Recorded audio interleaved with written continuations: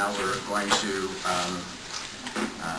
give Mr. Jonathan Hunt another opportunity.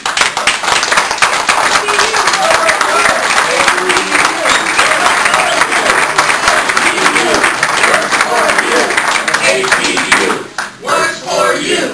APU works for you. Come to the bathroom. He'll be back here. All right. Well, he asked for a chance to take him. We'll afford him that opportunity when he returns. Okay. APU works for you. APU works for you. APU works for you. APU works for you. Johnny! Here's Johnny.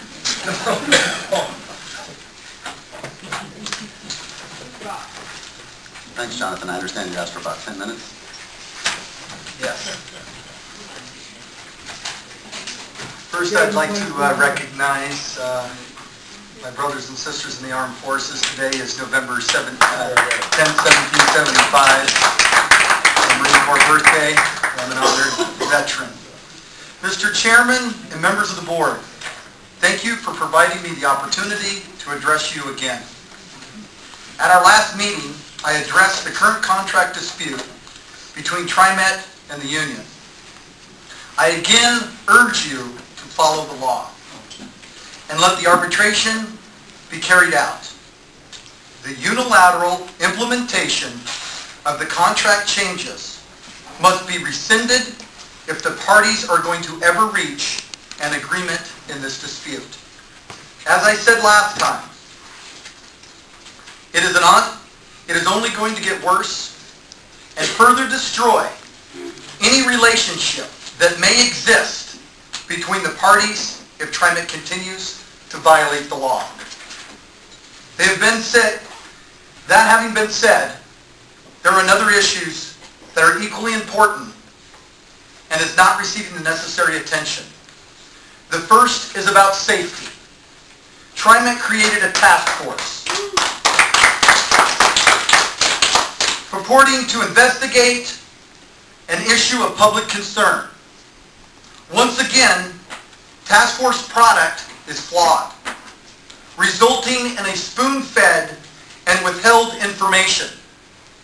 Former General Manager Tom Walsh made a good faith attempt to chair a TriMet task force on safety.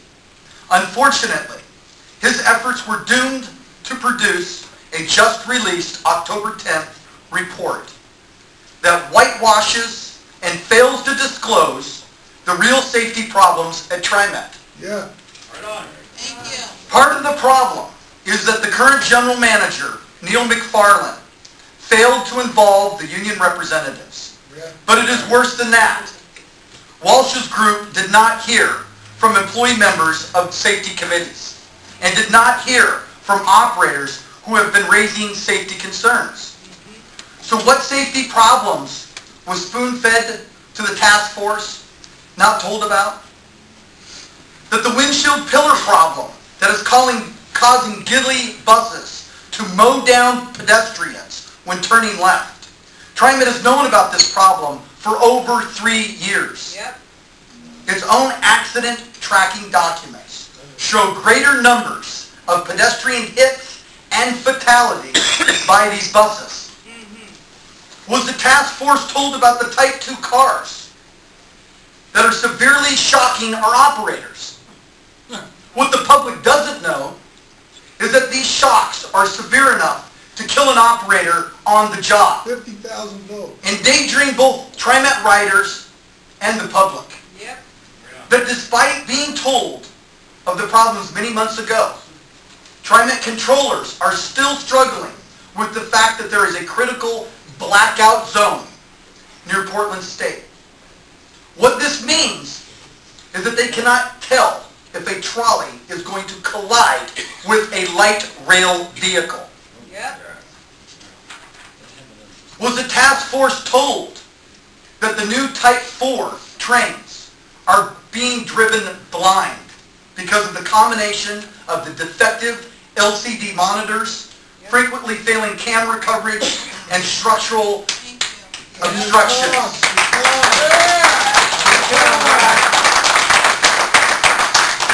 When this problem was recently raised, TriMet responded with a lawyered-up verbiage, rather explaining how this very real danger to TriMet riders and the public will be fixed. Mr. Walsh's task force emphasized the importance of stepping up operator involvement in safety. Amen. What his task force was not told was that motoring drum handles are injuring operators so they can either lose work time for surgeries or driving in a distracted of pain. Carpal tunnel. The detailing of these missing facts is not meant to criticize Tom Walsh's efforts. He was probably the most balanced and workforce fair general manager ever to serve this agency.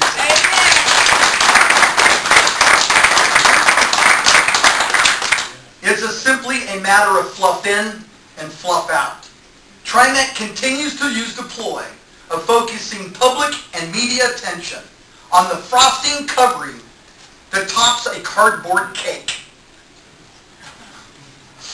How long is the public going to allow the wasting of public money on useless task force reports and consultants while never fixing the real life problems? Best job ever had.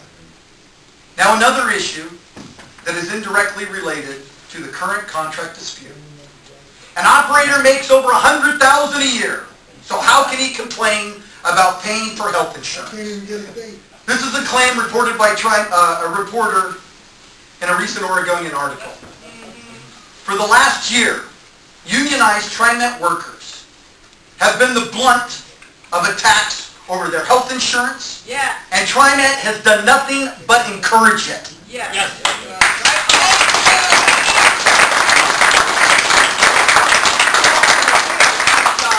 TriMet workers long recognized the importance of health insurance and health care because of the jobs do cause major health insurance issues in later years of their life. Instead of bargaining higher wages, they bargain for better benefits. Has TriMet ever publicly acknowledged this? No. Instead, TriMet joins in the bandwagon, claiming medical costs are too high and that workers should now pay for them. Let's give the workers the pay increases others have attained over the past many years. The TriMet workers didn't receive, and maybe will now be more receptive to the demand that we now have to give up our health insurance benefits. And now it's not the first time we've heard the claims of bus operators made over $100,000 last year. Oh my God! How can a bus driver complain, again, about his health insurance? Of course, TriMet didn't counter the claim by acknowledging that they haven't filled any open driver's positions in the past year. TriMet didn't acknowledge that in order to get service out on the streets, that they've relied on our transit workers volunteering to work overtime. TriMet didn't acknowledge that for a bus operator to earn $100,000 a year, that he or she would have to work an average of over 70 hours a week. Breaking hours of service. It is time that TriMet start defending its employees and their hard work and dedication.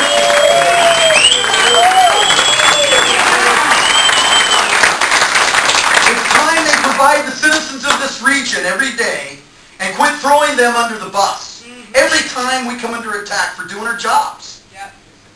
I want to thank you for your time, and I'll answer any questions you may have. Thank you, Jonathan. Are there any questions? Lynn? Yeah, I got a question, Judge, because, I read that overall safety report, and I find it very general in nature. But if I understand it right, and I've discussed this with Neil, there's yet to be an internal safety program put in, which will include the operators, because we talked about this. It's very important to have the operator himself involved in the safety on the job. Certainly, they've got more experience than any of us do. So but that's yet to be done, and Neil can give you that too. I mean, that we are going to do it external and internal safety. We're not done with that. We are not done with the safety. and I appreciate you bringing that to our attention. And also the 100 grand a week, I was gonna go get a job as a bus driver, or I mean a year. I'd like to make that money, but I understand what you're saying. And that's a result of those cuts in services, and we'd like to see them restored as soon as it financially is able. I mean, that we get on a better footing. We're here for our career. Thank you, This John. is our Thank you. career. Mr. Larenbach, Yeah. you know, our collective bargaining agreement, one of the first couple of pages speaks to safety. And it's collectively both sides on safety. Absolutely. So when a task force is met, and I had a personal conversation with Neil on it, my specific issue was, hey, absolutely bring anybody in, but have our people, have our boots to the ground, that information. How does a task force identify all the issues if they leave out the most important representative of it for our membership to speak as one? It just goes to show you how far apart we're on the issues. When communications break down, when we don't listen to our groups, we used to have a safety committee at each and every shop, at each and every garage. Now, it's a rotating from one garage to the next. We hope it's on the day that you can get off. It doesn't connect the dots. It doesn't get the information forward. Those issues that I brought forward to you are extremely important, and they have not been addressed. They have been shoved under the carpet. Not one single conversation from TriMet has come to me on safety-related issues on these matters. Not one. We have, and unfortunately, it's an ongoing issue. You want to have a partnership, but you don't bring us to the table. You want to have good faith bargaining, but you continue to break the law. And Mr. Chairman, I would like to have the minutes amended under my report, if you're following along on page 2. It emphasizes, I'll just go to the last sentence, that Mr. Hunt urged the board to instruct staff to continue to work forward to a resolution. What I stated, and I would like the record to reflect, that I urged the board to direct TriMet to quit breaking the law. Because that is what is taking away. We understand the difficulties of a budget. This is not our first trip to the rodeo. And under 23 collective bargaining agreements, with many different personalities and conversations and budgets, we are able to maintain and move forward and get a peaceful resolution. But for some reason, we have now bad legal advice. It was the same, by the way, under Fred Hansen's leadership, that we got those wage increases, that we maintained our health insurance. What do you think the reason is? Because that is the law. That's the way it's been interpreted, and it's continued to move forward. Our contract speaks to it. It has for over 35 years. How do we sit down in good faith with this over our heads? How do we tell our operators, don't break the law, but TriMet can? How can we continue to tell? How can I continue to tell my membership that, you know what, go to work and be a professional when we're being attacked daily? We have over 2,000 people within this organization. We took the top 7 and talked about it. We have their personal information that's out there. We recognize that TriMet's a public entity. We understand that that information at some point is going to get out. But do you think it's really appropriate that we put the names of our members first and last out there? We have ongoing issues as we've had the assaults that have continued to rise. We continue to have a problem. We want TriMet to stand up and start supporting the hardworking individuals that make this system run. Although I will say, Mr. Chairman, and I'll finish it up, I will say that we've had some preliminary conversations with Neil and Shelley, and at this point in time has not produced anything that we can move forward on. I'm hopeful. I'm going to continue to move forward, but we're not going away. We're going to be at every board meeting. Maybe we'll stop off at your guys' work locations. Maybe we'll stop off at people's homes. Maybe we need to start sending the message that we are not going to put up with it. We are professionals, but there's only so much we can take. If you continue to break the law, it's hard for our membership to continue to tell them they need to. Every time we get somebody terminated here, they lose their job. It is time for this board to start looking at the actions of this leadership on what do we do next. Because I'm telling you, the relationship is broke. It's been broke for quite some time. There is not a labor relations director. If you do not put the emphasis on trying to get to the table, trying not to resolve the issue peacefully, what is the outcome? I am in a corner right now, and I have nothing to do but ruin your day, because mine's being ruined.